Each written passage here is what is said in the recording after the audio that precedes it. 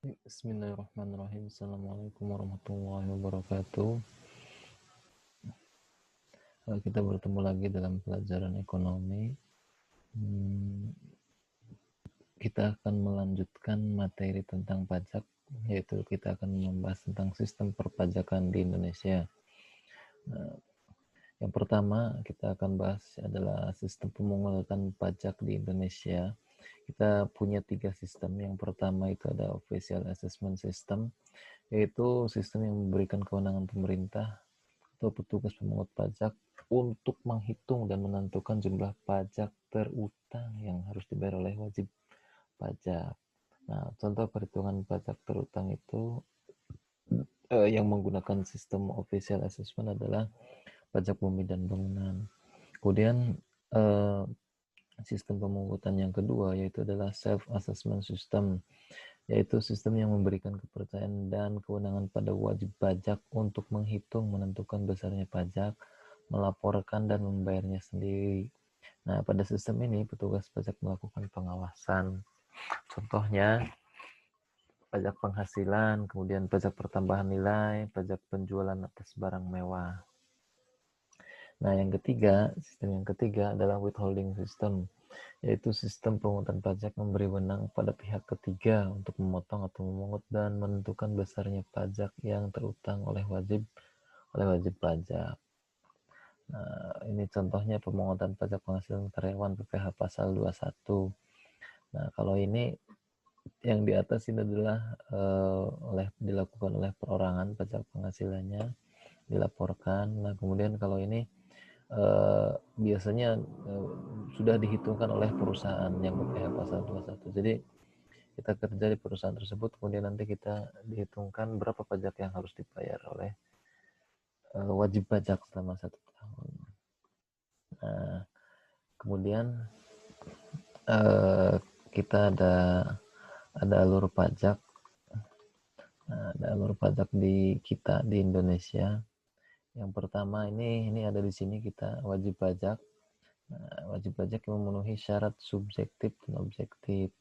Nah, kemudian kita bisa melakukan lewat online, yaitu melalui situs pajak.go.id, atau mendaftarkan diri kita atau datang langsung ke kantor pelayanan pajak atau KPP. Kemudian kita akan nanti disuruh untuk mengisi SPT.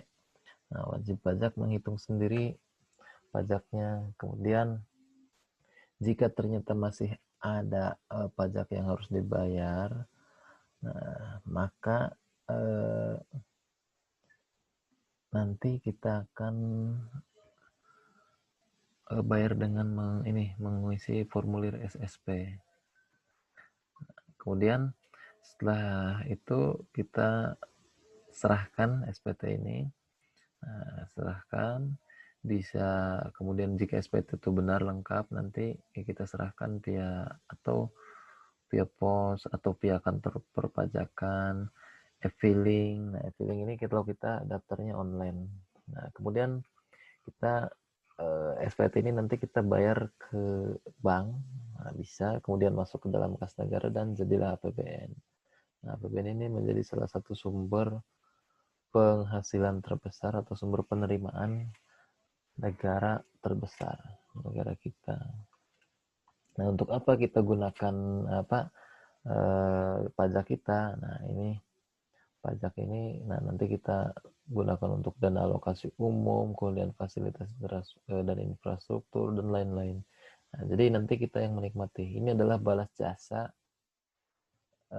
secara tidak langsung. Jadi balas jasanya ketika kita bayar, ya udah nanti kita akan menikmati hasilnya lewat jalan yang bagus, kemudian transportasi massal, dan lain sebagainya.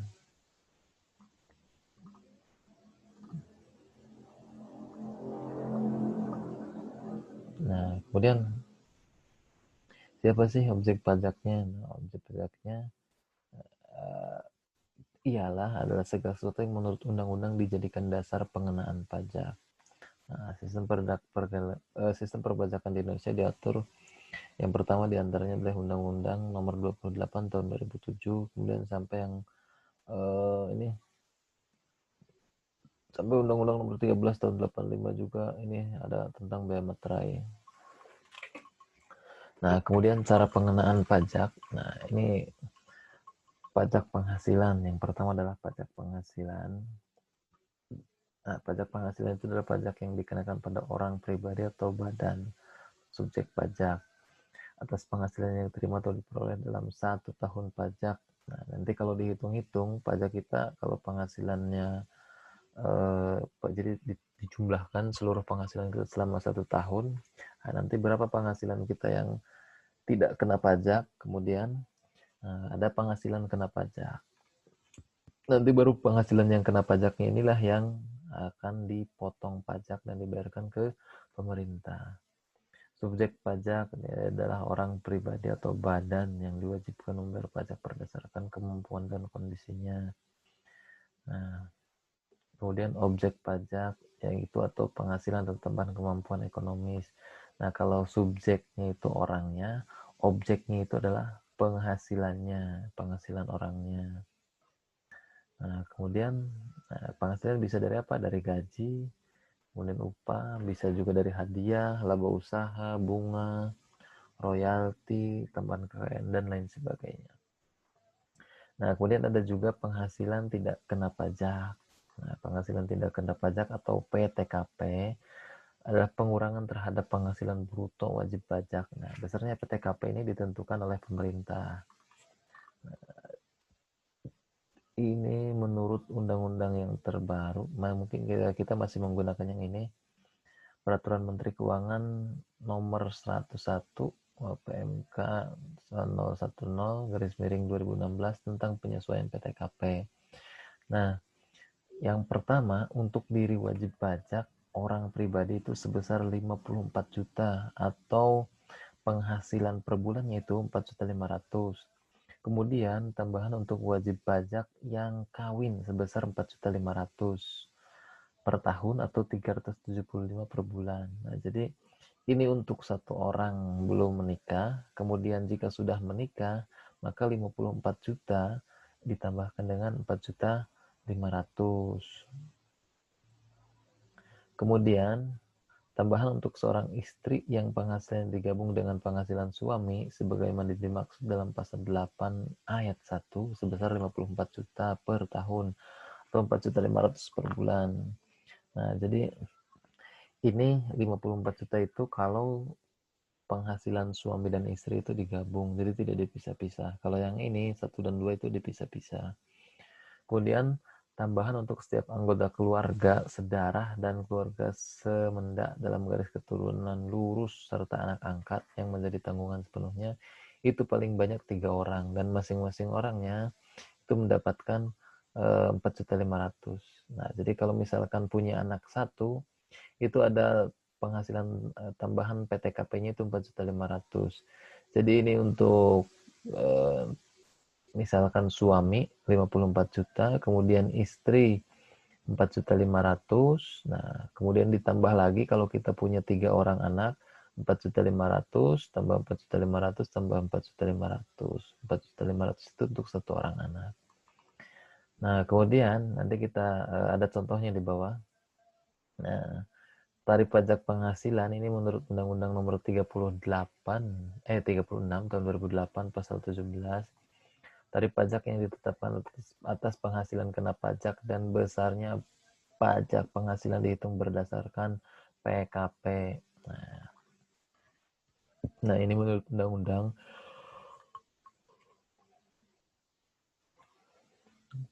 Yang pertama ada wajib pajak orang pribadi. Nah, ini tarif pajaknya. Misalkan penghasilannya itu hanya 50 juta. 50 juta itu 5%. Kemudian di atas 50 juta sampai 250 juta itu 15%. Kalau yang punya NPWP di atas 250 sampai dengan 500 itu 25%. Kemudian di atas 500 juta itu 30%. Nah, misalkan kita punya contoh penghitungan pajak yang terutang untuk wajib pajak orang pribadi. Nah, misalkan jumlah penghasilan kena pajaknya 525 juta. Nah, 525 juta itu penghasilan selama 1 tahun. Ini udah dipotong PTKP. Nah, maka hasilnya adalah yang pertama menggunakan angka yang tarif yang 5%, yaitu 50 juta. 5% dari 50 juta. Jadi tidak langsung 500 juta atau 525 dikali 30% ya. Nanti kita berurutan di sini. Nanti hasilnya bakal banyak banget yang dibayarkan ke pemerintah. Nah, kemudian 5% dikali 50 juta, kemudian 15% dikali 200 juta. Nih yang kedua, 200 juta. Kemudian yang 25%-nya dikali dengan 250, kemudian yang 30% dikali 25 juta. Dan jumlah pajak terutangnya adalah 102.500.000 rupiah. Nah, ini besar pajak yang harus kita bayarkan ketika penghasilan kita 525 juta. Nah, ini kan tidak punya anak nih, tidak ada anak, tidak ada istri, tidak ada keterangannya. Nah, untuk soal yang kedua, Pak Yusuf ini dia sebagai seorang karyawan di sebuah perusahaan, penghasilan neto setiap bulannya 25 juta. Pak Yusuf sudah menikah dan istrinya tidak bekerja dan mempunyai 4 anak. Pak Yusuf memiliki NPWP. Berapakah pajak terutang setiap bulannya? Nah, ini penghasilan neto setiap bulan berarti dia penghasilan bersihnya ya udah dipotong tunjangan dan lain sebagainya. Nah, punya anak 4. Nah, kita lihat berapa anak tadi yang ketentuan undang-undang yang mendapatkan potongan pajak itu maksimalnya 3 orang anak. Nah, maka yang pertama kita hitung penghasilannya dikali 12 bulan. 25 juta kali 12 yaitu 300 juta. Kemudian PTKP-nya si wajib pajak yaitu 54 juta. Nanti dikurangi dulu nih yang 300 juta ini tidak langsung dikalikan dengan tarif pajak ini. Dia harus dikalikan dulu dengan PTKP. Nah, nanti ini penghasilan tidak kena pajak.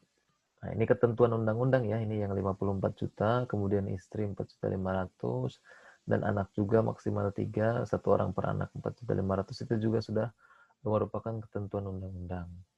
Nah, maka penghasilan tidak kena pajaknya totalnya walaupun dia anaknya 4, tapi yang dimasukkan ke dalam PTKP adalah 3 orang anak saja. Jadi kalau anaknya 5 tetap 3. 13.500.000, maka hasilnya 72 juta. Nah, 300 juta kita kurangi dulu 72 juta. Maka ini adalah 228 juta ini adalah penghasilan kena pajak. Nah, berapa pajak yang harus dibayarkan kita ke pemerintah? Ini kan baru penghasilan kena pajak. Nah, ini tarifnya, kita menggunakan tarif. Penghasilan pertama adalah 50 juta. Nah, 5% dikali 50 juta. Kemudian sisanya, nah ini kita kurangi dulu nih. Kalau misalkan ini kan di kedua 15%. Kalau di sini kenapa 200 juta? Karena ini baru 50 juta, sedangkan penghasilan kena pajaknya adalah 525 juta. Nah, maka di sini kita kurang-kurangi dulu tuh. Ini kan 200, ini 50, 250, nah tambah lagi 250, maka 500 juta. Kita 525, maka yang 30%-nya cukup kalikan dengan 25 juta. Nah, ini juga sama 50 juta, maka nanti kita kurangi dulu. 228 kurangi 50 juta, maka hasilnya 178. Dan pajak yang harus kita bayarkannya adalah 29.200.000 dari total penghasilan kita selama 1 tahun 300 juta dengan punyai 1 orang istri dan 4 orang anak. Maka pajak penghasilan per bulannya dari gaji kita bersih 25 juta adalah 2.433. Kemudian yang berikutnya adalah wajib pajak badan dalam negeri dan bentuk usaha tetap. Nah, untuk menghitung pajak ini didasarkan pada Peraturan Pemerintah Nomor 46 Tahun 2013 tentang wajib pajak badan dan Peraturan Pemerintah Nomor 46 Tahun 2013 tentang pajak penghasilan atas penghasilan dari usaha yang diterima atau diperoleh wajib pajak yang memiliki peredaran bruto tertentu. Nah, beberapa hal yang harus diperhatikan. Yang pertama adalah peredaran bruto, yaitu merupakan jumlah peredaran bruto atau omset semua gerai atau konter atau outlet atau sejenisnya baik pusat maupun cabangnya. Kemudian objek pajaknya, nah, ia adalah penghasilan dari usaha. Tidak melebihi yang ada peraturan atau diperoleh wajib pajak dengan peredaran bruto atau omset yang tidak melebihi 4,8 miliar dalam 1 tahun pajak, serta besarnya pajak yang terutang dan harus dibayar adalah 1% dari jumlah peredaran bruto. Nah, jenis usaha yang dikenakannya diantaranya usaha dagang, industri, dan jasa seperti toko atau punya kios, los kelontong, pakaian, elektronik. Nah, ini harus melaporkan jenis usaha, kemudian pajaknya. Nah, subjek pajaknya adalah orang pribadi atau badan, tidak termasuk badan usaha tetap yang menerima penghasilan dari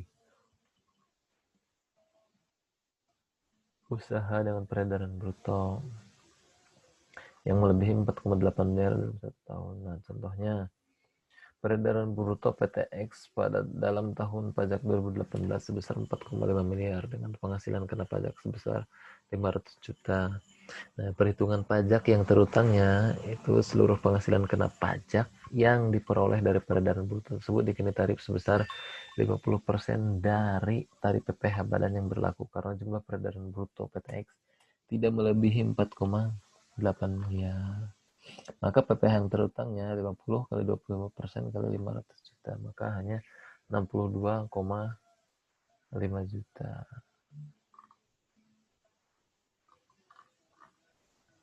Jelas itu. Kemudian berikutnya adalah PPN atau pajak pertambahan nilai. Nah, PPN inilah pungutan pajak yang dibebankan atas transaksi jual beli barang dan jasa yang dilakukan oleh wajib pajak pribadi atau wajib pajak badan yang telah menjadi pengusaha kena pajak. Jadi yang berkewajiban memungut, menyetor, dan melaporkan PPN adalah para pedagang atau penjual. Namun, jadi kita suka beli di supermarket atau di minimarket. Nah kan ada barang-barang yang dikenakan. Nah, jadi setiap transaksi kita dikenakan pajak sebesar 10% PPN. Nah, objek PPN-nya itu penyerahan barang kena pajak, BKP, dan jasa kena pajak dalam daerah pabean yang dilakukan oleh pengusaha. Kemudian penyerahan impor barang kena pajak. Nah, kemudian pemanfaatan barang kena pajak tidak berwujud. Nah, sampai ekspor barang kena pajak. Nah, kemudian tarif pajak PPN dan PPNBM. Nah, PPN pajak pertambahan nilai. Nah, ini pajak penjualan atas barang mewah PPNBM itu. Nah, pertambahan nilainya ialah pajaknya itu 10%. Nah,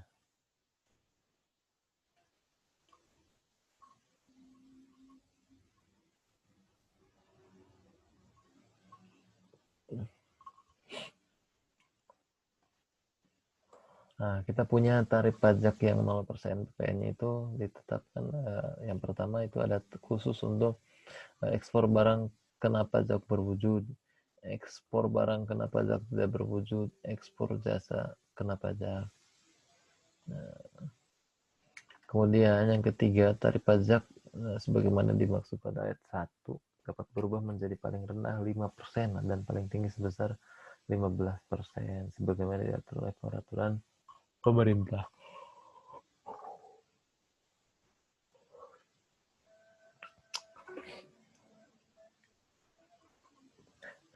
Menurut pasal 8 Undang-Undang Nomor 42 Tahun 2009, tarif pajak penjualan atas barang mewah ditetapkan paling rendah 10% dan paling tinggi sebesar 200%.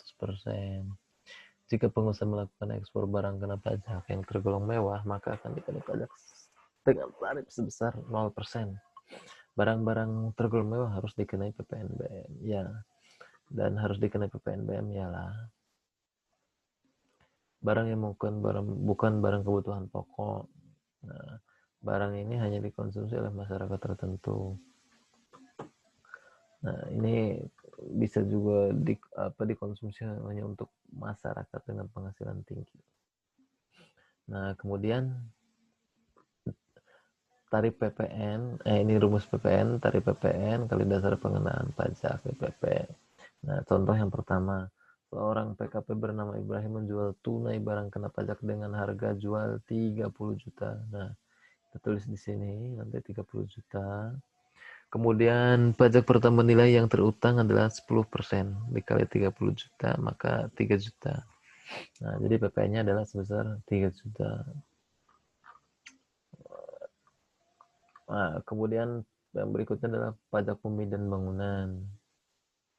Ya, jelas pajak bumi dan bangunan ini dia hanya memungut pajak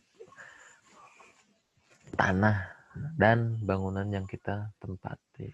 Nah, jadi pajak bumi dan bangunan itu dua hal yang berbeda. Jadi walaupun kita sudah punya rumah, kita harus membayar pajak buminya, kemudian pajak eh, bangunannya.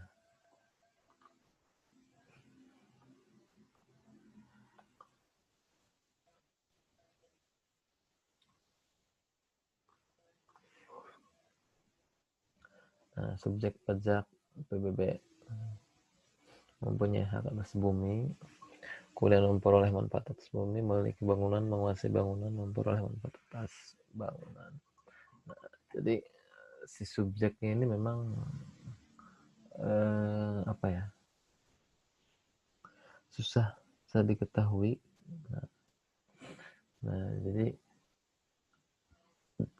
artinya susah diketahui itu kalau kita tidak punya surat-surat. Nah, kalau misalkan kita surat-suratnya lengkap, maka dia bisa diketahui berapa nih pajaknya, subjeknya, gitu kan. Nah, kemudian objek pajaknya adalah bumi dan bangunan di pedesaan dan perkotaan. Pokoknya yang dimiliki dan dikuasai oleh si subjek pajak. Ini skip.